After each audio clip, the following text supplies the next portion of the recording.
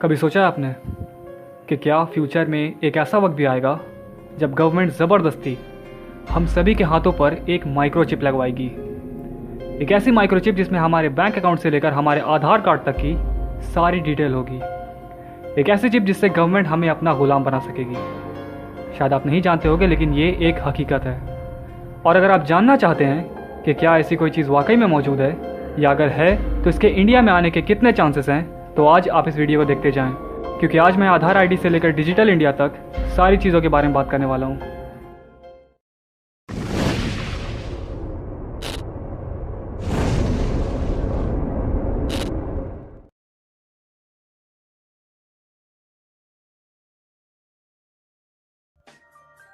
तो सबसे पहले हम ये जान लेते हैं कि ये RFID यानी रेडियो फ्रीक्वेंसी आइडेंटिफिकेशन चिप है क्या। तो बेसिकली ये एक चिप है जो कि साइज़ में बहुत ही छोटी होती है, तकरीबन एक चावल के दाने के बराबर। इस चिप को आप अपने हाथों में एक छोटा सा ऑपरेशन करके लगवा सकते हो, जिसके बाद आप अपने हाथ में लगे इसी चिप की मदद से काफ़ी सारे काम कर पाओगे। जैसे कि आप अपने ID प्रूफ और बैंक अकाउंट की डिटेल इस चिप से लिंक करवा सकते हो, जिसके बाद आप कहीं पर भी सिर्फ अपने हाथ से पेमेंट कर पाओगे। आपको कैश या किसी भी तरह के क्रेडिट कार्ड या डेबिट कार्ड की ज़रूरत बिल्कुल भी नहीं पड़ेगी। सिर्फ यही नहीं, बल्कि इस चिप की मदद से आपको अपने घर के दरवाज़ों को लॉक या अनलॉक करने के लिए भी किसी भी चाबी की ज़रूरत नहीं पड़ेगी। आप सिर्फ अपने हाथ से ये काम कर पाओगे। साथ ही साथ इस चिप को आप लोकेशन ट्रैकिंग के लिए भी इस्तेमाल कर सकते हो। फॉर एग्जांपल, अगर आपके घर में बच्चे हैं जिनके ऊपर आप नज़र रखना चाहते हो, तो इस चिप को आप उनके हाथों में फिट करवा दें, जिसके बाद आपको अपने मोबाइल के ऊपर उनकी हर एक खबर मिलती रहेगी। आपके बच्चे कहाँ हैं, किस जगह पर हैं, किन के साथ हैं, ये सब कुछ। अब शायद आप में से कुछ लोग ऐसे भी होंगे जिन्हें डाउट होगा इस बात पर कि ऐसी कोई माइक्रोचिप असलियत में होती भी है या नहीं। तो आप लोगों का ये डाउट क्लियर करने के लिए मैं पहले आपको जी न्यूज़ की एक रिपोर्ट दिखाना चाहूँगा, जिसमें इसी माइक्रोचिप के बारे में काफ़ी अच्छे से एक्सप्लेन किया गया था। और मुझे उम्मीद है कि इसे देखने के बाद आपको इतना यकीन तो हो ही जाएगा कि ये सब कुछ एक हकीकत है। कुछ वर्ष पहले तक आपको किसी चीज़ की कीमत चुकाने के लिए या खरीदारी करने के लिए कैश लेकर चलना पड़ता था, नकद पैसे की ज़रूरत होती थी। लेकिन उसके बाद क्रेडिट और डेबिट कार्ड्स आ गए और अब आप अपने मोबाइल फ़ोन की मदद से बहुत आसानी से पेमेंट कर सकते हैं। हालांकि भविष्य में ऐसा करने के लिए आपको मोबाइल फ़ोन्स की भी ज़रूरत नहीं पड़ेगी, क्योंकि तब आपके शरीर में ही एक ऐसा चिप लगा होगा जो आपका क्रेडिट कार्ड भी होगा, डेबिट कार्ड भी, NFC सपोर्ट भी और ऑफिस का पंचिंग कार्ड भी होगा। स्वीडन की एक स्टार्टअप कंपनी एपिसेंटर ने अपने 150 कर्मचारियों के हाथों में एक माइक्रोचिप फिट कर दिया है। यह माइक्रोचिप एक इंजेक्शन की मदद से कर्मचारियों के शरीर में पहुंचाया जाता है। इस चिप का आकार एक चावल के दाने जितना होता है और इसे तर्जनी उंगली और अंगूठे के बीच की जगह में फिट किया जाता है। जिन कर्मचारियों के हाथों में यह चिप यहां पर लगा है, वो इसी चिप की मदद से ऑफिस के दरवाजे खोल लेते हैं, प्रिंटिंग मशीनों को ऑपरेट कर लेते हैं, प्रिंटिंग कमांड देते हैं और कैंटीन से खाने का सामान भी हाथ हिलाकर खरीद लेते हैं या ऑर्डर कर देते हैं। यानी ये एक ऐसी कोशिश है जो इंसानों को मशीन में तब्दील कर रही है, मशीनों में बदल रही है। हो सकता है कि आने वाले वक्त में दुनिया की ज्यादातर कंपनियां अपने कर्मचारियों के लिए ऐसा चिप अनिवार्य कर दें। अब सवाल यह है कि आने वाले दिनों में इंसानों और मशीनों का ये कॉम्बो एक सुखद अनुभव होगा या फिर एक खतरनाक भविष्य की शुरुआत।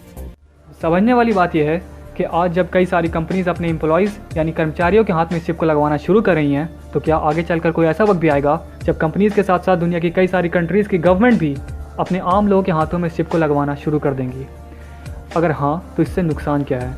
इसका जवाब देने से पहले मैं आपको ये बताना चाहूँगा कि डिजिटल करेंसी क्या होती है। शायद आप पहले से जान रहे होगे इसके बारे में, लेकिन फिर भी। तो डिजिटल करेंसी उसे कहते हैं जिससे आप ऑनलाइन पेमेंट कर पाते हो। फॉर एग्जाम्पल, अगर आपके हाथ में एक 100 रुपये का नोट है तो वो आपकी कैश करेंसी हुई। लेकिन अगर आपके यही 100 रुपये आपके पेटीएम अकाउंट में मौजूद होते हैं तो वो आपकी डिजिटल करेंसी होती है, क्योंकि वो डिजिटल रूप में ऑनलाइन सेव्ड है। और इस करेंसी की मदद से आप ऑनलाइन शॉपिंग कर सकते हो, ऑनलाइन टिकट्स बुक कर सकते हो, वगैरह वगैरह। तो ये है डिजिटल करेंसी। अब देखिए, इस RFID चिप को आम लोगों के हाथों में इम्प्लांट करवाने के पीछे अगर कोई सबसे बड़ा मकसद है तो वो है इस दुनिया से कैश करेंसी को ख़त्म कर देना और उसकी जगह डिजिटल करेंसी को जारी करना। और कैश इस दुनिया से तभी ख़त्म हो पाएगा जब हम सब उसका इस्तेमाल करना बंद कर देंगे। जब हम मार्केट में जाएंगे तो हमें एक से एक डिस्काउंट ऑफर्स दिखाए जाएंगे कि भाई आप ऑनलाइन पेमेंट करो तो आपको 10% की छूट मिलेगी, ऑनलाइन टिकट बुक करो तो आपको 15% की छूट मिलेगी। और इन्हीं डिस्काउंट्स के लालच में आकर हम सब मार्केट में कई सारी चीज़ों को खरीदने के लिए कैश के बजाय ऑनलाइन डिजिटल पेमेंट को इस्तेमाल करने लगेंगे और इसी तरह हमारी कैश करेंसी धीरे धीरे ख़त्म होती जाएगी। अब हम ज़रा नज़र डालते हैं कुछ वेस्टर्न कंट्रीज़ की तरफ, जैसे अमेरिका, कनाडा, इंग्लैंड, इन देशों के ऊपर। तो हमें पता चलता है कि ऑस्ट्रेलिया में इस चिप को लोगों के हाथों में इम्प्लांट करने का काम पिछले साल से ही शुरू कर दिया गया है। कई सारे लोगों के हाथों में वहाँ ऑलरेडी इस चिप को इम्प्लांट कर दिया जा चुका है, और ये मैं आपको कोई झूठी खबर भी नहीं सुना रहा। इनफैक्ट ऑस्ट्रेलिया के ही एक ऑफिशियल न्यूज़ वेबसाइट पर यह खबर छपी है, Australia becomes the first country to begin microchipping its population. आप खुद भी जाकर पढ़ सकते हो, लिंक मैंने डिस्क्रिप्शन में दे दी है। लेकिन अब आप मुझे एक बात बताओ कि इतने सारे लोगों ने आखिर कैसे इस चिप को अपने हाथों में वहाँ इम्प्लांट करवा लिया। मैं बताता हूँ, क्योंकि वहाँ की गवर्नमेंट ने ख़ास तौर पर इस चिप को आम जनता के बीच प्रमोट किया था, ताकि ज़्यादा से ज़्यादा लोग इस चिप को अपने हाथों में इम्प्लांट, क्योंकि जितने ज़्यादा लोग इस चिप को इम्प्लांट करवाएंगे उतनी ही ज़्यादा तेज़ी से लोग कैशलेस करेंसी को यानी डिजिटल करेंसी को इस्तेमाल करना शुरू कर देंगे। जाहिर सी बात है कि जब आपके हाथ में एक RFID चिप लगी होगी और आपके जितने भी रुपए पैसे होंगे वो सारे इसी चिप के अंदर होंगे, तो आप उसी को इस्तेमाल करके ख़रीदारी करोगे। क्यों आप बिना वजह कैश यूज़ करोगे? अब आपके मन में एक सवाल होगा कि भाई कैश को ख़त्म कर देने से ऐसा क्या फ़ायदा मिल जाएगा हमारी गवर्नमेंट को या किसी भी देश की गवर्नमेंट को? तो उसका जवाब है कि कैश को ख़त्म करके डिजिटल करेंसी को लागू कर देने के बाद गवर्नमेंट को आपके ऊपर कंट्रोल कर पाना बहुत ही आसान हो जाएगा, या साफ शब्दों में आपको एक गुलाम बनाए रख पाना और भी ज़्यादा आसान हो जाएगा। आप पूछोगे कैसे? क्योंकि आपके हाथों में लगी इसी RFID चिप के अंदर आपके बैंक अकाउंट की सारी डिटेल है, आपके ID प्रूफ की सारी डिटेल है। अगर आप कोई भी ऐसी हरकत करते हो जो आपकी गवर्नमेंट को पसंद नहीं आती, तो वो सीधे सीधे आपके हाथ में लगे चिप को डीएक्टिवेट कर देंगे, यानी बंद कर देंगे। इसके बाद आप धीरे धीरे भूख से तड़प तड़प के मर जाओगे, क्योंकि उस वक्त कैश तो दुनिया में रहेगा ही नहीं, और मार्केट से कुछ भी खाने पीने की चीज़ खरीदने के लिए आपको अपने RFID चिप की ज़रूरत है, क्योंकि आपका सारा पैसा इसी चिप के अंदर है, जिसको आपकी सरकार ने अब डीएक्टिवेट करके इनवैलिड करार दिया है। अब इसका रिजल्ट ये निकलेगा कि या तो आप चुपचाप गवर्नमेंट की हर बात मानोगे या भूख से मर जाओगे। अब शायद आप में से कुछ लोग ऐसे भी होंगे जिन्हें ये RFID चिप को लोगों के हाथों में इम्प्लांट करने वाली बात बचकानी लग रही होगी या बेतुकी लग रही होगी। तो उसके लिए मैं आपके सामने कुछ ऐसी चीज़ें रखता हूँ जिसके बाद आप शायद इस बारे में थोड़े सीरियस हो जाओगे। तो पहली चीज़ जो मैं आपको बताना चाहूँगा वो है एरन रोजो के बारे में। तो पहले आप ये जान लें कि ये एरन रोजो है कौन। एरन रोजो एक अमेरिकन बिजनेसमैन, एक फिल्म प्रोड्यूसर और एक पॉलिटिकल एक्टिविस्ट भी थे, पर अफसोस आज से करीबन 10 साल पहले इनकी मौत हो चुकी है। लेकिन मरने के ठीक कुछ महीने पहले इन्होंने एक बहुत बड़ा खुलासा किया था, जिसे शायद आपको एक बार देखना ज़रूरी है।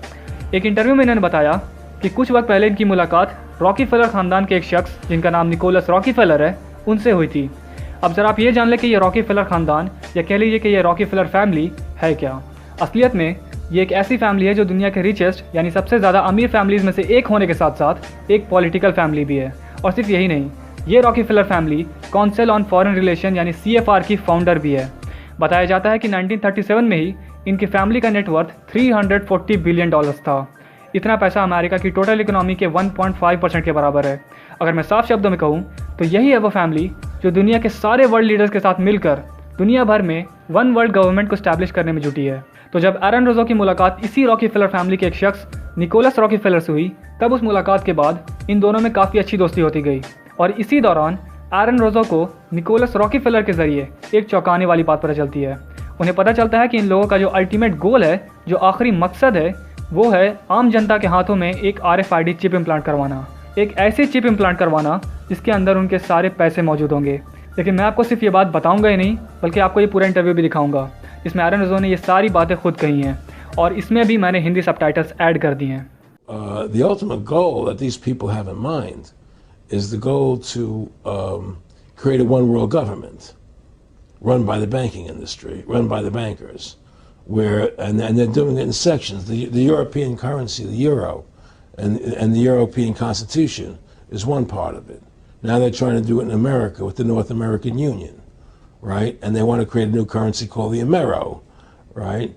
And the whole agenda is to create a one world government where everybody has an RFID chip implanted in them. All money is to be in those chips, right? There'll be no more cash.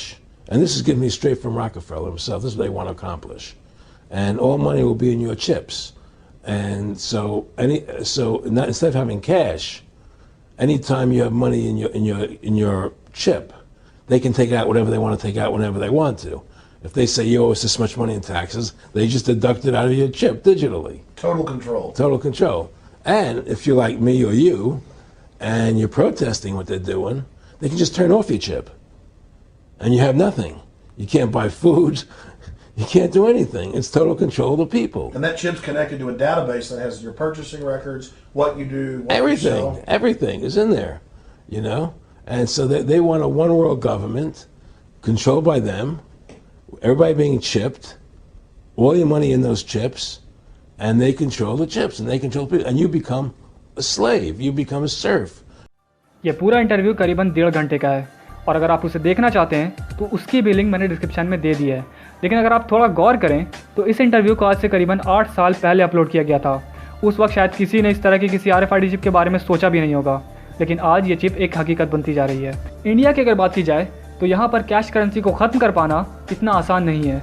यहाँ पर अभी एक बहुत बड़ी आबादी है जिसे digital currency के बारे में कुछ भी नहीं मालूम। लेकिन स्टिल अगर आप थोड़ा गौर करेंगे गवर्नमेंट के फुटस्टेप्स के ऊपर तो आपको काफ़ी इंटरेस्टिंग चीज़ें देखने को मिलेंगी।